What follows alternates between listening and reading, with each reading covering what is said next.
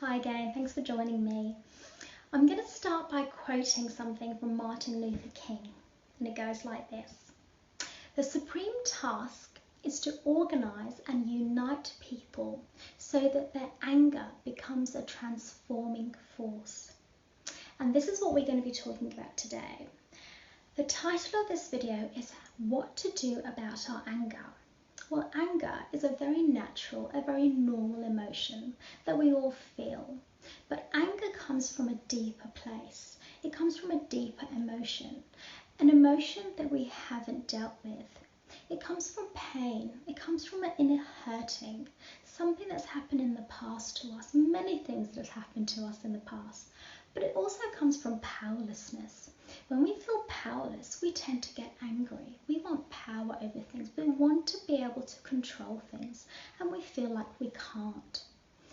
More and more in society, we've been noticing more anger through people. So whether that's in mainstream media, and that's debates between people and people feeling very strongly about certain things, or whether it's on social media, we've been noticing more and more people feeling very strongly about certain current issues. Anger is something that needs to be listened to. It needs to be acknowledged. It's there for a reason. It's a good thing. It's useful as long as we use it, we understand it, and we acknowledge it. But anger can also lead to destruction. It can lead to destruction of ourselves, but also destruction of other people, of others, especially as we are more and more divided like we have been and are being more and more. We are going to feel less trusting of each other, and we're going to feel more angry towards each other. So we could continue blaming others like we do through anger, blame other people, or we could put this anger into a particular action. So I want you to ask this question to yourself. Based on the reality that you are living, and based on the potential future of your life, what would you want your life to look like? So far, our action through anger has not been a reflection of the world that we have envisioned for ourselves. And that's why anger may not be a very useful force. I say to you, turn your anger into a useful action. An action that's more in line with a life that you want to have. Remember this, you are powerful. That means you have power over yourself, over your life. I've talked about this in previous videos, and it's very true that even though we are not in control of the things around us, we can control ourselves to a certain extent. I don't really like to use the word control so much, but power that you have in yourself, you can put power, and you can take power over your life and create the reality that you want for yourself. I'm going to share some tips now. What are we going to do about this anger? Tip number 1, identify your anger. Label your anger. Take notice of it. Anger is tension, is this feeling of heat, this fire. If you notice someone saying that you're angry and your first response may be, no, I'm not feeling angry, but maybe you should be listening to that, because other people can see things sometimes that we can't, in fact, many times. So identify your anger, acknowledge it. And once you've identified it, learn to love it, learn to understand that it's there for a reason, and then start to actually understand it. Where is this coming from? And ask yourself these questions. Where is your anger stemming from? What is it about certain things that make you feel angry? What is it specifically that is making you feel angry? Maybe you can make a list of it. Are you feeling angry because you feel unhappy in your life? Because you are disappointed in how your life has turned out? Are you unhappy about certain things in your life rather than being unhappy about external things? Are you feeling angry because of certain things that have happened in your childhood? Maybe trauma, maybe your past family history that maybe you're not aware of. If you cut through that anger, what you find is sadness, a lot of hurt, a lot of crying that hasn't been done, that maybe needs to be done.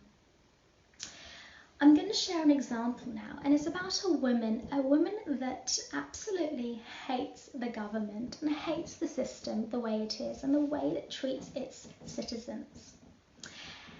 She believes that we are being treated unfairly and it's not right that certain things are happening. Tip number 2, reality check. So I ask you, yes, this woman feels like this, but what is the reality check? Is she checking her reality? Is she looking at the reality in front of her? Is she actually seeing it for what it actually is? Does she actually have full power? Does she actually have control over these things that are happening around her? Probably not. Maybe to a certain extent, yes, and expression and expressing, what you are and what you think is always a good thing. It's not a bad thing. That's not what I'm saying. But what she's doing, is she actually looking at her reality, or is she continuing with the anger without thinking about what is actually doing and what it's leading to? Because thought really has to come in here now. Thought has to come into this moment. Tip number 3. What is the point of your anger? Is your anger leading to anything useful? Has it ever led to anything useful? Has your anger ever led to something that changed something dramatically, something major in your life, where your life just changed completely? Has that ever happened? Well, if it has, great, then you're going to understand what I'm saying. If it hasn't, let's go to the next tip. Tip number 4, direct your anger into a useful action. Not a destructive action, but a useful action. So what do I mean by that? Direct it into creation. Creativity is in us. It's always been in us. You can see it in young kids. It's always with kids. But as we grow up, the creativity gets pushed down. We don't use our creativity as we're growing up as much as maybe we should be. That creativity is not being stimulated enough, so we lose it. We forget about it more and more because we're not practicing it. So direct your anger into creativity, into building something, a reality that you want for your own life. Maybe a particular passion that you have for your life. Use that anger and direct it into that passion and build your own reality from that. If we go back to this example of this woman hated the government, but instead of this woman feeling angry about what's happened, maybe she can use this anger that she's feeling and put it into something useful. Put the anger into a useful action. So that may look like this. I am going to build my own community. I'm going to have like-minded people around me. I'm going to work with these people and I'm going to live with these people. And I'm going to build a new world for ourselves. All of us are. We are going to grow our own food. We are going to have a more sustainable life together. We may even start making up our own policies, our own laws, of course within the laws that we have around us, but our own policies and laws inside our community. That means she has now built her own system, her own reality, the reality that she wanted. And now she is going to feel happier because not only she's going to feel like she's got control over some things, but she's now doing something that she actually feels passionately about. So in summary, we need to identify our anger. We need to acknowledge the anger. We need to feel it and we need to go deep into those emotions and unravel those emotions and feel the pain and the sadness that's truly there. We need to also think about the reality of things and how much we can actually change that's in the external, and whether there's actually any use and anything positive out of blaming other people and blaming the external. And we need to redirect that anger into something useful, a useful action, something that we feel passionately about, and use your natural inner creativity to do that. Until next time, take care.